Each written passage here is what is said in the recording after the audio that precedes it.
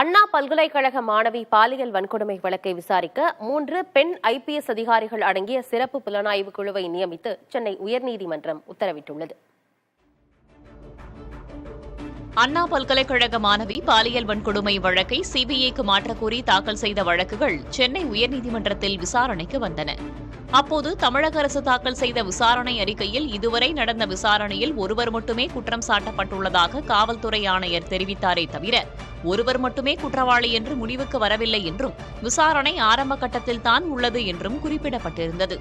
மனுதாரர்கள் தரப்பில் கைது செய்யப்பட்டிருக்கும் நபர் துணை முதல்வருடனும் அமைச்சருடனும் இருக்கும் புகைப்படத்தை சுட்டிக்காட்டி அவர் திமுக நிர்வாகி என்று மனுதாரர்கள் தரப்பில் வாதிடப்பட்டது. இதை ஏற்க மறுத்த நீதிபதிகள் ஒரு நிகழ்வுக்கு சென்றபோது எடுத்துக்கொண்ட படத்தை வைத்து எப்படி உறுதியான முடிவுக்கு வர முடியும் என்று கேள்வி எழுப்பினர். இதைத் தொடர்ந்து மாணவி பாலியல் வன்கொடுமை வழக்கையும் முதல் தகவல் அறிக்கை வெளியானது குறித்த வழக்கையும் விசாரிக்க 3 பெண் IPS அதிகாரிகள் அடங்கிய சிறப்பு புலனாய்வு குழுவை நியமித்து நீதிபதிகள் உத்தரவிட்டனர்.